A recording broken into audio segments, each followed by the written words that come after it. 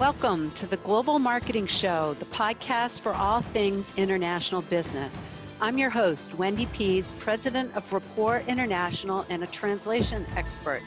Come along with me today as we talk to an expert in the global marketing world about facing their biggest fears, hearing about mistakes they made or saw, discussing best practices, and sharing fun travel, language, and culture stories.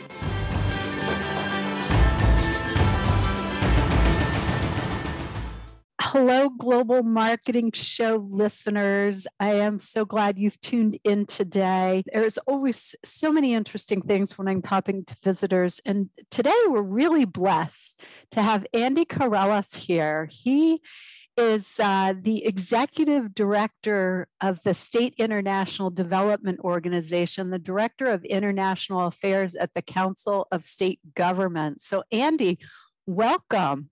Well, thank you, Wendy. Really appreciate the opportunity to join you. Yeah. I'm looking forward to this conversation because I know I'm going to learn a lot. So you are the executive director of what I know as SIDO.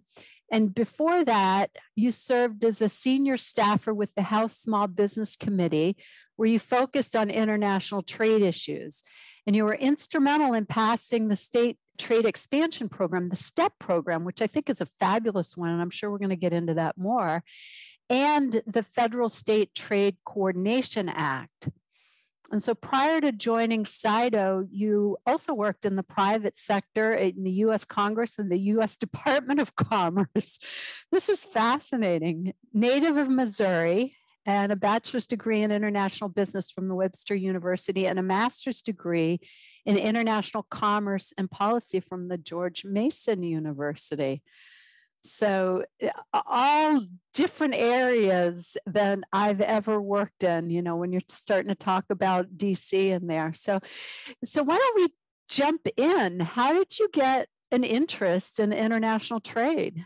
Yeah, I think it started when I was really young. So my father was a Greek immigrant directly off the boat. So we, grew up in a very international family, and we spent a lot of time traveling back to Greece. And, it reminded me, one of the times I remember I was right around 13, 14, you can kind of figure out how life works and how things are operating.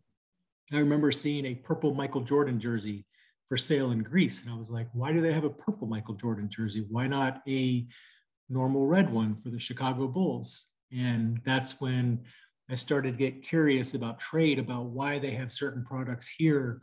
Why can I only find Kellogg's cereal over in Greece and not everything else?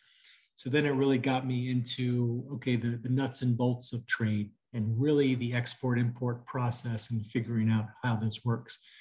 Blessed to be, fortunate to have, my father's exposure to traveling around. We spent many summers over in Greece with our families, and we've traveled all around. And so that really got me interested in international trade. And that's what took me to Webster University in St. Louis, Missouri. And, I was planning on going to a couple other bigger schools, but Webster had a really good international program, along with a modern Greek program that I studied as well. It really helped me with my conversational Greek in my family as well. But yeah, fascinating. I would attribute it to the growing up and having that international family that really got me curious. So you would get to go over every summer to Greece and hang out, like, were you on the islands and on the beaches over there, which are beautiful? I know I sound really arrogant right now, don't I? Yeah, that's your home country. You're sounding really lucky. You got family to go. You had to go visit family. Yeah. Well, back in the day, when you were 15 and you do it, a handful of times before, you're like, okay, Dad, do we have to go back to the same village in the same place? Can we go somewhere else in Europe? And, looking back, I'm like, oh man, I got to choose my words a little wiser. I think we all look back at when we were 15 and say that. Uh-huh. So what was most surprising to you when you started learning about international trade, or what was, what's been shocking to you? Yeah, I think it's, I love the dynamic of, business, economics, politics, geography, logistics. When you put that all together, it's a fascinating area. It's ever changing. There's always something new and dynamic, whether it's a trade war, a currency issue, a pandemic. These are things that it's just always interesting. You're never bored. You constantly have to follow the news, follow the economics, and figure out those opportunities. So I found it really fascinating when you do your undergraduate studies in marketing, you say, okay, let's take a product and let's market it over here and let's sell it abroad. Well, that's easier said than done. Once you start peeling back the onion, and I think having that curiosity, like when you start really going through the export-import process, it's fascinating. There's all multi-levels, as from finding your buyers to understanding the compliance and the logistics and how to price it, how to market it. There's a lot of layers that are involved in that whole process. And I just found that extremely fascinating. And it's something they don't really teach as much in detail in undergrad. And I think that's something all of us could really work together on, is making sure like that level of content is really taught. And I think that's where like internships are invaluable in really getting that hands-on experience and working through with companies, on that export process. Okay. So, this podcast is geared towards people that want to do international trade or might want to start exporting or doing business across borders. And if I were listening and I just heard you say that, I'd be a little intimidated. With all this stuff that you have to learn, what do you say to business owners or business leaders that want to grow across borders on, what would be the steps that you'd recommend that they do? Well, jump right in. I would say there's a lot of help and a lot of resources out there that are ready to guide you through every step of the process. I grew up in a small business, and that's something that, that's the majority of exporters that are out there right now. 98% of our exporters are small. You don't have to know it all. There's a lot of experts out there. When you look at, the resources at the federal trade agencies, you have the U.S. Department of Commerce, where I worked. They have the Foreign Commercial Service and the Domestic Commercial Service. These are specialists that are here to help guide you through the whole process. Everything from understanding what markets to go to, how to price it, how to find the buyers, how to ship it. They help you through the whole process. All they need is your time and interest and commitment. Similar, there's the U.S. Department of Agriculture. They have a huge foreign ag process over there that can help. And then the association that I work for, we represent the governor's international trade offices. So each state has resources as well that helps the companies navigate the opportunities. And that's part of the legislation that I worked on in my previous job, is making sure that we have all of these robust resources from the federal trade agencies to the states, to the private sector, thinking the World Trade Centers, the U.S. Department of Commerce's, small business development centers, and others out there, that they all work together to really help that small business demystify the trade process and make it easy for them. Because at the end of the day, that's what all of our missions are, is to really help that company make it as easy as possible, find those buyers and secure that foreign sale. So I would say, go right in. I think one of the best things to do is just to call your state trade office, and they understand all the resources in your state, how you can take advantage of this and work together. Okay, so that was going to be my next question. You just listed off a whole bunch of different places people could go for help. And it's like, where do you start? But if you look for your state trade office, so you just Google, say you're from Missouri trade office, then that something will come up and you can go right there to the state and ask, hey, I'm interested in doing this. How do I start? Yeah, that's correct. You can go to our SIDOamerica.org site. That's SIDOamerica.org. We have a trade directory of every state. So every state's economic development office is listed on there, along with their personnel and resources. I will say every state is truly unique. So not one state is exactly the same. Some state trade offices are under the governor's office. Some are under their economic development office. Some are designated in a public-private partnership, for example. But if you go there, that'll give you a great spot to have that first conversation. Also encourage them to look at trade.gov. That's the US Department of Commerce's website. There's a lot of resources. They have webinars, trainings, videos, stuff to, if you're new to exporter specifically, it's good just to spend some time learning these new techniques and figure out, okay, what do I need to know? How do I get myself in a position? And then we also have the small business development centers. I mentioned that the states can help you figure out, each state has a relationship with their respective small business development center, which the SBDCs, for background, are a partnership of a university, the Small Business Administration, and the state. So they're very localized. So each state can have multiple SBDCs that play a role in international trade as well. So they might be able to help you with maybe the new to export strategy and helping guide you through the process. And then the state can help you with another process, and the US Department of Commerce can help you with another one. But to your point, I would direct them to the state office, have them get familiar with all the resources there, have that introduction call, make sure that you can discuss, am I export ready? Am I going into this saying, all right, I have the time, the capacity, the interest, and then help them, the states can help them build their ecosystem, is what we call it, all the resources in their respective state. Where does somebody, like, what are the top 10 things, plus or minus one or two or whatever, that you'd say somebody needs to understand to be able to export? So if they go on the trade.gov and they're looking for webinars and training, what are those top 10 things they need to know? Yeah, I mean, you just kind of go through the general export process, as you know. I mean, I think first is knowing your market. You have to figure out, here's my product or service, where's it marketable? How do you find that information? So there's data resources out there from the Commerce Department and Ag Department and others, and states have this information as well. So it's figuring out, your market on that side. Second, you got to know your product and service. How do you both market it internationally? So thinking of language translations, thinking about your e-commerce platform, how do you make sure that your product or service is visible on that?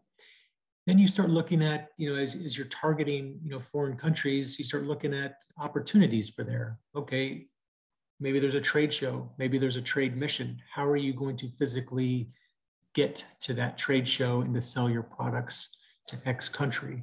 And another thing, as you know, is compliance and logistics. So we can't just export any product or service. Depending on the country and the type of product or service you have, there are certain license restrictions. Most notably, ammunition, military equipment. Think of that. You just can't export that anywhere you want, especially like North Korea. So there's a lot of guidelines between the State Department, the Commerce Department, along with the US Treasury, that you have to comply with to make sure you're export eligible, or else you'll be fined on that side.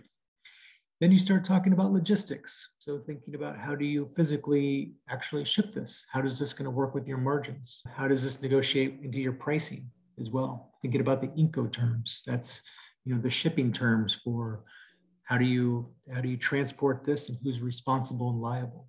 So that all goes into part of that pricing mechanism to say, how do you price it to make sure that it's viable and productive for you? And then kind of lastly, it's going to mission. And then how do you find those buyers? And that's where states can help you. There's a lot of resources out there. We mentioned in the introduction the STEP grant. That's the State Trade Expansion Program.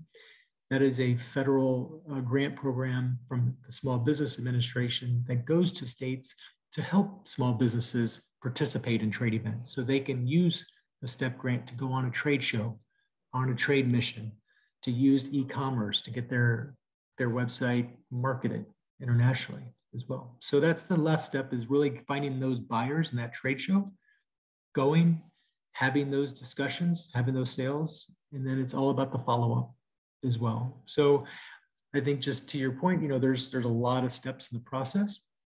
It's mapping it through and just kind of getting a good understanding of each one. And that's all what goes into the business's export strategy, which the states and all the partners, especially the Commerce Department, SBDCs, and our trade offices, can guide you through. That is fantastic. I mean, you had no preparation for the top 10 list and you could list them out so clearly. So I want to go back to a couple of them. Knowing your market, I hear all sorts of crazy reasons as to why people would enter a market. Like, I've heard people say, oh, I have family in Greece, so I'm going to open up in Greece because, I want to go over there and visit and I already understand the market. What are some of the reasons when people are either doing the research or that you're talking to about why they pick a new market? Yeah, that's a great question. I think it's a lot of that. So like you mentioned, they might have a personal tie, they might have a cultural connection, they might have a language familiarity. So they understand that. A lot of it depends on, where that market potential is. So if you have your product and service and you see the growing demand in X countries, that's where an opportunity is. Of course, you have to vet it with looking at the geopolitics. That country might, there's corruption in many countries. There might be some geopolitical issues that you have to navigate. So you take all this through you vet it through a web and say, my top markets are these 5 countries for the demand of our service. Maybe the country has invested in a new initiative. Maybe it's like an example, a renewable energy initiative that's procured from a country that says we're going to invest X amount of billions in renewable energy. It's a pretty good market opportunity. That's where between our state trade offices and the federal trade agencies, they're constantly monitoring these opportunities from abroad. So they have connections with the local businesses, the governments abroad. They're collecting this information to say, here are some new opportunities and trends that are available. So that's where you take all of that together. And that's when you work with your team and you work with the state and say, what makes the most sense for us? Maybe you're a new to exporter. So going to China is probably not your best first time to export. Maybe you should target, Canada, Mexico. Let's look at the European Union. Let's look at countries that we have a free trade agreement with. That would be an easier opportunity than navigating China. So you kind of put that all together, and it really, you never know as well in the international business world. It's a small world. There might be a small connection that says, you know what, I know that family over in Greece, they have this type of restaurant and service, and that might be your first draw to take it. So I love those success stories. I think finding those success stories that are like, one of the best things, if we could catalog them all together and put them in a book about international trade, that would be a fun project. Oh my gosh, I would so work on that. That's kind of what I'm doing with the podcast is I get to hear all these fabulous stories of what's going on. Give me some success stories that you've heard about.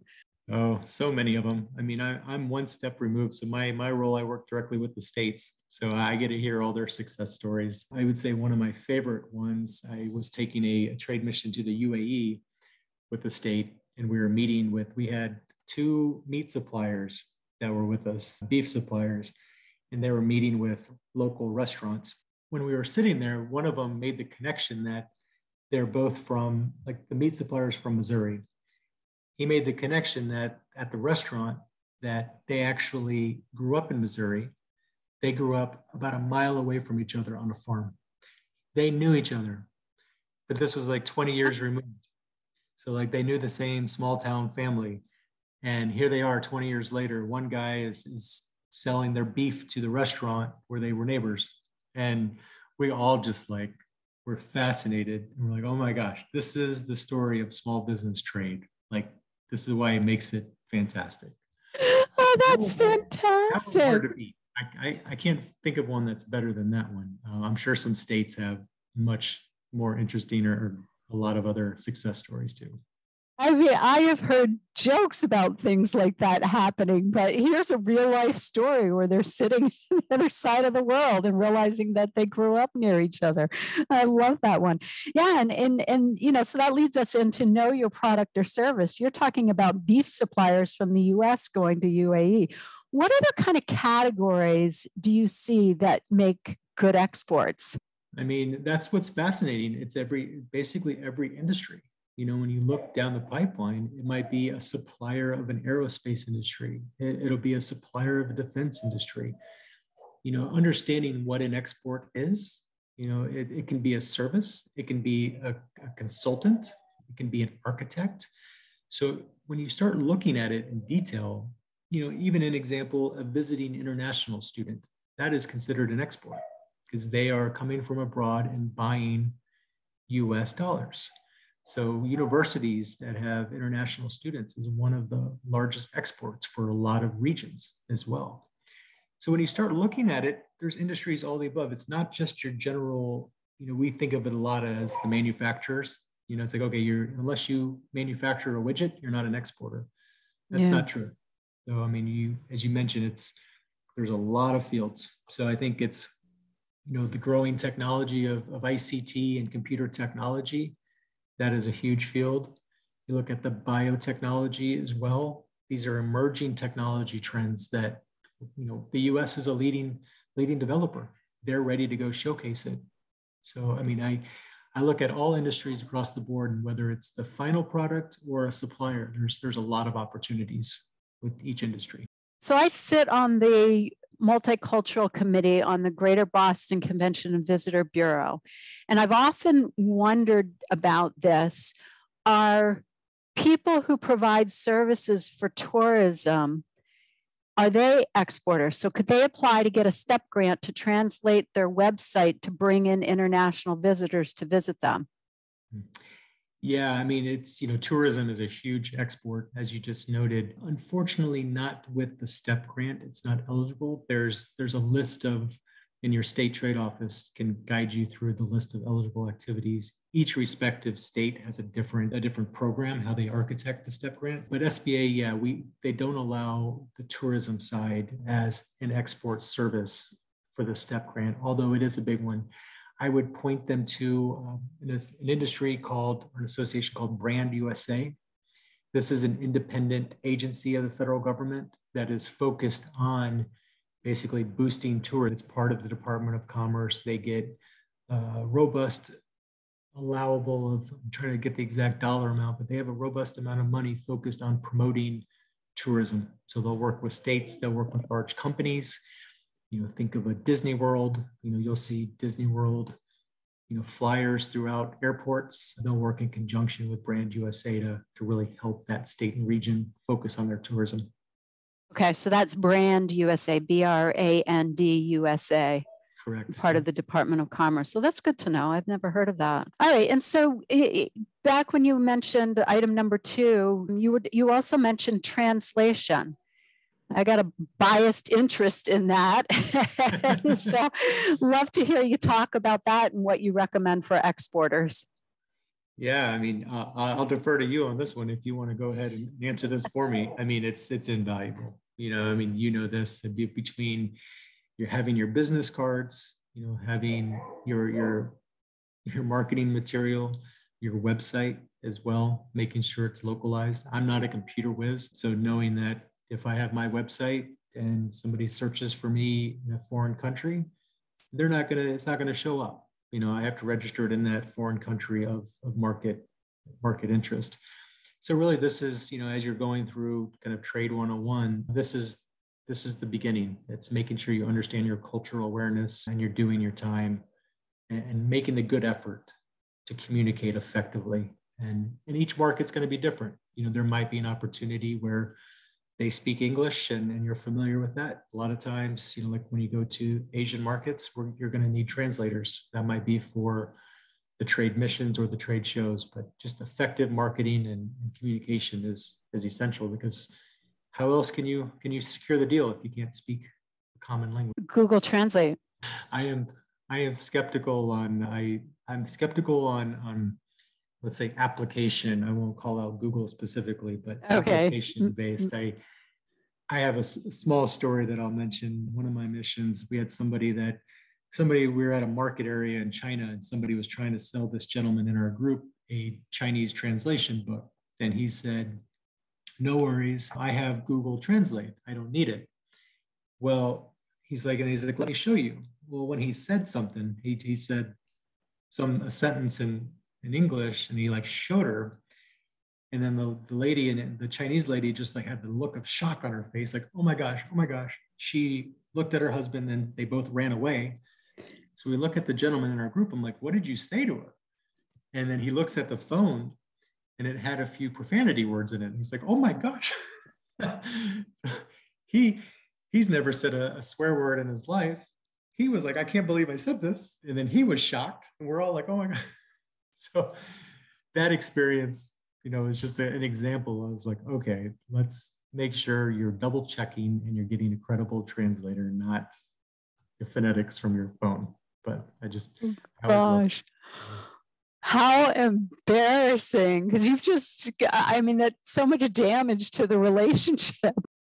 Oh, all right. Yeah. So very good advice. And I'm happy to hear that, because that's what I'd say is make sure you're trying to communicate and connect and be careful of any application that you're using for translation. And then you talked about trade shows or missions.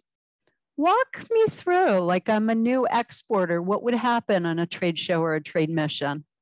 Yeah. So as you know, there's thousands of trade shows that happen throughout the year.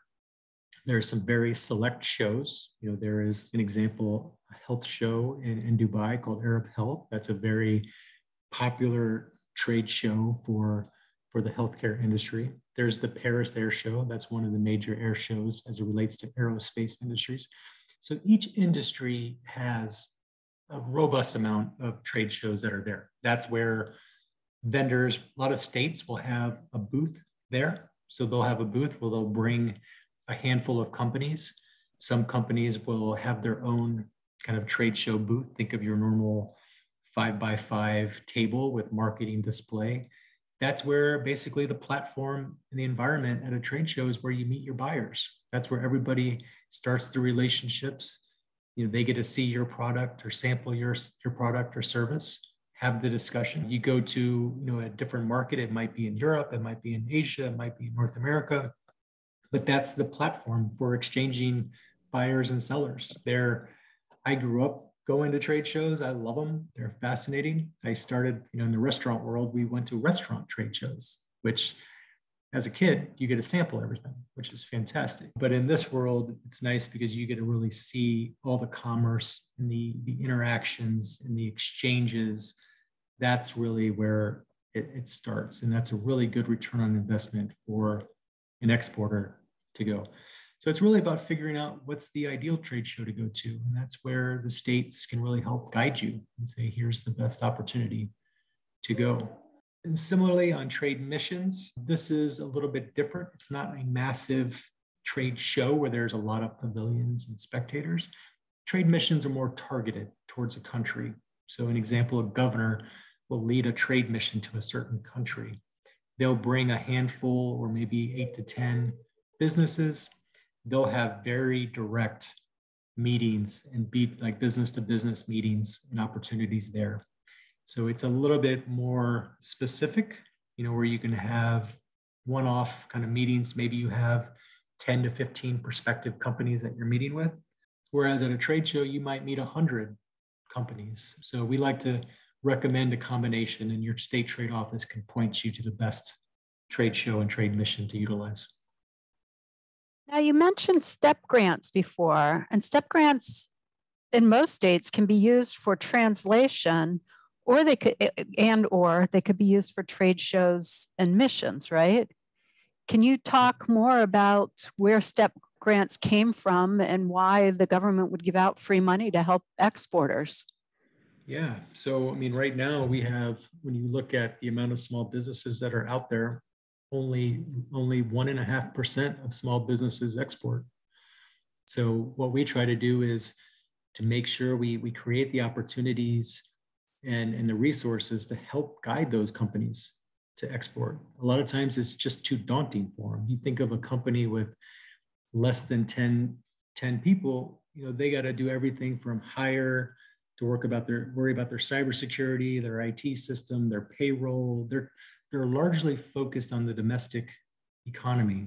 So what we have to do is to create the resources and the process to help initiate and incentivize that small business to take the steps to become an exporter and to do that. It's not cheap. It's a time and capacity. And that's really where the STEP grant fills a big gap. It helps provide that small business with the incentive and the resources to work in conjunction with the state and the federal trade agencies to start the export process. A lot of times, as you know, you're not going to get an export success on your first trip. Say you go to a trade show, you might not secure a sale for 6 months or a year. It might have to take multiple trips before you finally succeed. So that's really where that STEP grant provides that incentive and that financial support, just to really give them the confidence and say, okay, as a small business, I'm invested, I'm ready to go. Let's work on this together. You mentioned, you can use it for translation, you can use it for trade shows. There's a list of about 9 general frameworks that SBA allows states to use. And I know you're going to quiz me and ask for all 9 of them. But no, because I also know the amount and what they allow vary by state. But yeah, if you could give us a generality of what they can be used, that would be great. Yeah. So generally, think of if you're doing a marketing report or study, if they need trainings as well, businesses can utilize that. You mentioned translation services, e-commerce services, so getting their website localized and understanding how to get on e-commerce platforms, going to the trade shows. So that can include every grant, as you mentioned, every state does it different. That could include airfare, transportation, trade show registration fees. Same with trade. There's also marketing buyer reports. So think of the US Department of Commerce Gold Keys. Those are reports that the Commerce Department lines up vetted buyers for your product or service. Those cost a little bit of money, and that's where the STEP grant can also be used towards that. Compliance, if there needs to be a IPR or a compliance record, there's certain money that's allowed towards that as well. So a lot of opportunities, a lot of variation, but mainly just go out there and ask your state trade office how they use their STEP grant and what's applicable. Is it for somebody to apply? How easy? Easy or how hard? Yeah. Yeah. How easy? Every state develops their unique process. So some states have an application, some states require a certain timeline, but they try to make it as easy as possible. I mean, that's what we have right now is we need to encourage more small businesses, especially those new to exporters, to get out there and do it. So they try to make it as seamless and easy as possible. Some, they have reporting requirements that they have to provide to SBA. So they'll ask the company for results from their trade mission or their trade show, like how did that STEP grant help you? So that's one of the requests that they'll get. And then a lot of it depends on the timing. So if a company wants to sometimes receive STEP grant, they have to use it in a certain amount of time, say 6 months or sooner. But those are usually easy for the company and the state to work towards. It's always helpful to hear about mistakes that companies have made so you know what potholes to avoid. What are some of the mistakes you've heard companies do? Yeah, I think not enough preparation and planning. Sometimes there's a lot of rushing. So that's kind of one thing is just making sure. Sorry, I got my puppy in the background. Making sure you do your homework. Understand the buyers. Be prepared on that side. That starts with your marketing and translation and communication. It's understanding that as well. I think sometimes kind of other mistakes. Sometimes businesses are over eager. I think we have to understand the culture that you're going to. So some Asian cultures, as it takes time and relationship. It takes multiple conversations. They want to get to know you before they talk about your service or your product. So just being mindful of the cultural differences and being patient. I think that's one of the biggest issues with a lot of small businesses. They're focused, they know the American way. We're saying, I have 30 minutes, let's talk about it, let's get it done, and let's move on. Well, that 30 minutes might be a 2-hour tea just to get to know you. And then that might be the first conversation, and they'll revisit it in 3 months and do it again. So I think just keeping those cultural norms and understanding of your counterparts is vital. You talked about Americans wanting to do it within 30 minutes and going to Asia, and it's 2 hours to get to know somebody. I think you said Asia. What do you think is the most different culture from the United States? Where do people struggle the most? Yeah, I mean that's a good one. I think naturally I'd point to our Asian countries. I think doing business in China is probably the most dynamic and challenging. If I'm a small business, where they have, they might have some capitalism or some mechanisms in place to expedite it. Just the culture and just the government process overall can be more cumbersome. You look at a Japan, you look at an India as well. India is a fascinating market. Somebody told me it's easier to trade from a foreign country into a state of India versus from a state to a state, because they have a complex myriad of states and the international, similar to us, where the states have different provincial rules, regulations that make it difficult for intrastate trade. So just trying to navigate those rules and regulations that might not be as open and transparent. But each one of those Asian regions, it's not as easy as to relate to as like the European Union or the UK or Canada, where we have democracies. We're used to X amount of our structure and process. It's different, especially if you're talking about a Chinese communist system and just different cultural norms as well. So each one is different, but I would say those are probably the most like challenging to help understand. Mhm. And what advice would you give for somebody trying to understand doing business in a culture that's very different? Yeah, I would say there's a lot of resources for that.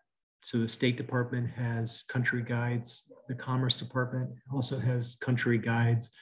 Well, they'll walk through both the geopolitics, the protocols.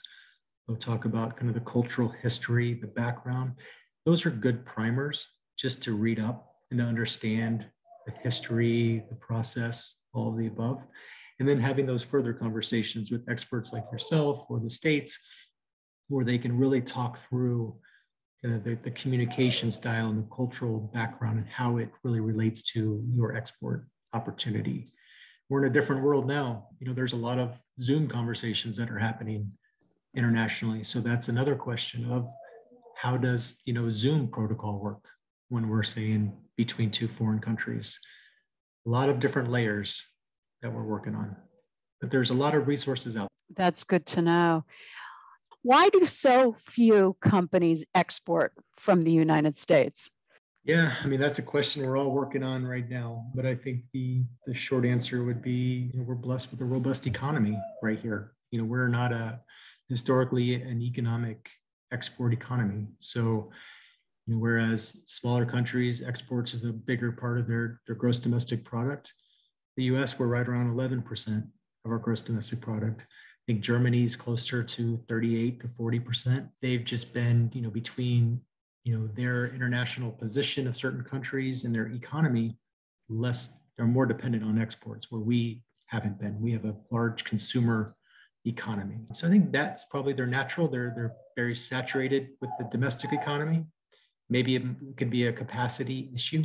As I mentioned, exporting does take commitment and capacity and supplies as well. So do they have the manufacturing capacity to export them? So a lot of them, and I think some of them just get, and this is what we're trying to demystify, is they just get overwhelmed and they say, you know what, it's too much to handle. I don't want to worry about my intellectual property being stolen from X. I don't want to worry about this trade finance. I don't want to worry about this logistic. I'm just not going to deal with it. I'm fine as I am. What we have to work together to educate them is to really understand the benefits. Exporting firms, they grow at a much higher rate. They grow around 5 to 7% faster than non-exporting. They pay on average 18 to 20% higher than non-exporting firms. And then one of my stats that I always use is regarding recessions. Whenever we can go into a recession or a decline in the economy, companies that export, they actually grow at a much faster rate. I believe the last U.S. International Trade Commission report had, during the last recession, companies that did not export declined by 7%, and companies that did export grew by 18% in revenue. So we always like to use that as a diversification resource to help incentivize small businesses to export. Wow. Wow. I mean, I hadn't heard that statistic before, that the non-exporters dropped by 7%, but the exporters increased by close to 20%. I mean, right there is, okay, that's the number one reason to start exporting. Yeah. Can you talk some about whether you can run a business from the United States that's exporting, or do you need employees in the ground, or bilingual employees, or distributors, like all that? I see different things, so I'm curious as to what you're running into. Yeah, you don't, that's the beauty of, when you work with our states and the federal trade agencies and everybody, they're your teammates. So I advise any business, whether you're one person or 499, which is the lowest amount based on a small business definition of SBA, there's the resources that are there to help you. Nobody has to be an expert on everything. It's very rare that you find one person that's an expert on the whole export process. Think about, the legal, the compliance, the finance term. There's a lot of people that are there to help you. So I would encourage any and all, depending on your size, from one employee all the way up to the 499, to reach out to your state and to your partners and to start the process. I think it should be, I always thought of, when you're developing a business plan, international needs to be a component and a chapter of your business plan. A lot of times their business plan is just focused on the domestic economy. They're not looking internationally at the beginning. So that can be a robust part of the business plan to really help launch that new entrepreneur or small business into further growth. Who leads the international expansion? Like you mentioned, that international needs to be a chapter in your business plan, which I love that. I always tell companies, think global from the start, because it'll give you a certain way of thinking. And I see business owners leading it, and I see various employees across the organization leading international. So, but I don't know who typically would do that. So I was curious if you had any thoughts about that. Yeah, I think similar to like what you noted, it can range from the owner to, their sales director. It's usually within their sales office who leads that, depending on the size of the company. If it's a larger, small company, say they have 300 plus employees, they might have a designated international trade manager in office. It could be a part of their logistics team. If it's a larger firm as well, that maybe they work on government procurement, that could be part of their government affairs team. So all really depends. I would say from the company perspective, there's not like a stat. I haven't seen a stat that says, X amount of trade leads are from the owner / sales director, but I think it would fall somewhere between just the sales office and ownership. Where do exporters or people who are international trade hang out? Where do they hang out? Yeah. Well, that's a good question. So there's a lot of different, groups and associations. I would say like the district export councils, if you haven't been involved with them. Our states keep a robust, Rolodex of all their partners, exporters. The district export councils, as I mentioned, there's about 108 of them that are around the US. Your state will work with the district export council, but this is a group of pro bono volunteers of kind of industry export professionals that are there to help guide and mentor small businesses and exporters. So that's a good group that they hang out. They have monthly meetings, most of them do.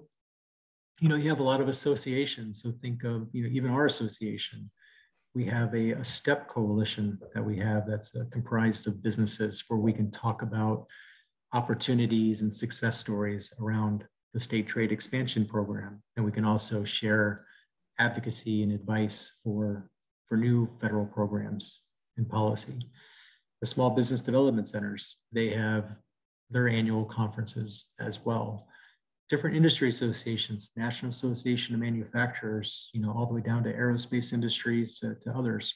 They all have kind of their international focus and group as well. But there's not a real central spot. Maybe it's a club that I'm not cool enough to get invited to, but I'll keep my eyes and ears open. Yeah, those are some good ones that I hadn't thought about. That's why it's always good to ask. The two that I'm a fan of right now are IERG, International Executive Resource Group, and the other one is Bill Kenny's Soft Land Partners. Yeah. So you've heard of both of I heard those? both, yeah. Yeah. And it just the people involved in that are the same, like with all the state representatives, just passionate about global business and so willing to help people who want to get Yeah. started. That's Yeah. what I really love about this field and our members and others is they're all in it together. You know, they're ready to share best practices and talk about how they help and what they can do. And they understand the challenges. We're in a global market. It's competitive. The stronger we work together and help each other, the stronger the U.S. is on a global perspective. Do people in other countries want American goods? They do. I mean, it's, you know, you see that everywhere. You hear the stories. You hear the Made in America brand and the reputation that it has. Of course, I'm biased. I only hear that all the time. So we like to communicate that back. And from our conversations, they'll pay a premium for it as well. So that's just something we have to keep promoting. It's interesting. People will pay a premium for US goods and services, and they'll also pay a premium, like over 50% will pay more if you provide information on your goods or services in their language. So provide your American goods and do your in-language marketing, and you can get the premiums that are going to cover all the extra expenses or hassles that you might see. Exactly. Yeah, yeah. Do you have any other recommendations that I might not have asked about? You know, you really asked a lot of the good questions. I think it really just starts with knowing your resources, you know, just really knowing your resources, having those conversations, and then starting your export strategy and just being prepared and walking through with your trade specialists at the state and the federal agencies. And just don't be afraid to ask any and all questions. Ask all, like there's no wrong or no dumb question. It can be very complex at times, but it can be very simple. And there's a lot of experts that are there that are there to help you throughout the process. So I would just encourage them to really just reach out to the resources and have those conversations and to start the process. Thank you. That's really, really good advice. And you know, it reminds me of the Nike slogan, just do it, because people are there to support you and give you that cushion. Okay, so as part of SIDO, it's the State International Development Organizations. It's all the state representatives that come together to share resources and ideas. And I've been to one of your conferences, and you're the person that heads up and coordinates with all the states. And so you're hearing all kinds of stories and pulling things in. What are your biggest challenges? Our biggest challenges? Oh, that's a good question. Yeah, what we do is really, I think one of our biggest challenges right now is just making sure that we have the megaphone for why exporting and international trade is important. This has been a collective issue between states, federal agencies, and all the above, is making sure we're cheerleaders. And this is something where, you know, you and all of our partners can work together on, is making sure that we are cheerleaders to, you know, find those new businesses that want to export, find the companies that want to keep exporting. You know, right now, as we're looking at a COVID recovery, travel, you know, with the Omicron and everything else, everybody is ready to go. And then with COVID, you just never know. So it's very easy for people to fold back and say, I'm just going to have a Zoom meeting. But we need to make sure that international trade and exporting is front and center and still a key component of their growth. And I think that's what we have to do from a collective organization, is work with all of our agencies, partners, to make sure that we continue to move the needle around international trade and exporting and make sure it's a priority as well. And that's what we also have to do that with Congress and the policymakers. Right now, the congressional agenda is being, you know, it's largely talked on, you know, the course COVID recovery, infrastructure. We have a lot of the budget issues going on between the debt ceiling and the budget that's being passed right now. But there's just not a lot of activity around international trade, export promotion, all the above. So that's one of our biggest challenges, is really making sure that it gets the right attention, and then we have the right focus, and we have the adequate resources to really make sure we can move the needle, moving the head. Yeah, that was really interesting when I was at the SIDO conference and talking to the states and asking them what their challenge was. It aligned with what you're saying, is we've got the money and the human power to support exporters, but we don't want to spend the money marketing the programs because we want to give the money to the companies. So it's kind of a chicken or the egg. You've got this, these fabulous programs and knowledgeable people that are there to help, but how do you get the word out? Yeah, no, exactly. Yeah. And that's what we've been using. This is an opportunity where, when SBA has a large footprint now with the PPP and all the different programs that they've been administering, making sure that we also use that to communicate the STEP grant program and all the other international trade programs that are out there. And that can be a really big component of their economic recovery as well. Right, right. Well, this is so great that you're sharing all this information, because I'm talking to business owners all the time. I'm part of EO Entrepreneurs Organization, where there are a lot of small businesses in there that have been highly successful. And so giving them this information would be good, putting it out on the podcast. So, listeners, if a business owner, somebody in sales management, share this with them so they understand, the opportunities that are out there. So we are getting to the end of our time, unfortunately, because this has just been fascinating to me. But I want to know a little bit more about you, Andy. So I think you know what's coming. I'd love to know your favorite foreign word. Well, I'm a little biased with this one. My favorite word is opa. That's our Greek word that's how we celebrate, whether we're dancing, cheersing, or just catching up with friends. I think it's always brings a smile to everybody's face and brings everybody together. So that's why I love that word. Opa, right? Opa, grandfather in German. Even better. I love it. I'm going to be saying that all night. And how about your favorite vacation? Favorite vacation? Well, now I am biased. I'm going to give you two. So I'm going to say my favorite annual or semi, I try to go every other year, is to the Greek islands. There's no place like it. It's really great to see family and really unplug and to get connected with the culture. But if you're an adventurer, my favorite vacation has been to Patagonia down in Chile. I did a 7-day backpack down there, and it is just a beautiful gem of an area. So anybody that's an outdoor enthusiast, it's definitely on your bucket list. Oh my gosh, we looked at going to Patagonia when my sons were younger. Just with breaks, it was too limited of a time to get down there. So you did a backpacking trip through there. Yeah, it was fascinating. Just going through, there'd be one day, I remember it was 75 degrees at around 11 o'clock. And then we walked down, but a couple miles later, it was 35 degrees. And I was like, okay, this is why they tell you to bring everything when you go to Patagonia. Talk about dressing in layers. Right? Wow. And what's your favorite Greek island? I got to jump back to that one. Favorite Greek island, I go with Rhodos. It's down in the southeast quadrant of Greece. And it's the village where my father grew up. It's called Karpathos. It's right next to it. So we spent a lot of time in Rhodes. It's a great mix. I used to be the capital of Greece way back in the day. That's where you have the Colossus of Rhodes. They had an acropolis down there in a town called Lindos. But there's just a lot of great culture down there. There's an old town area in the main center of Rhodes. It's just a castle surrounded by this castle wall, and all the markets are all inside. So anybody that goes there, just, I can send you my uncle's hotel and line you up.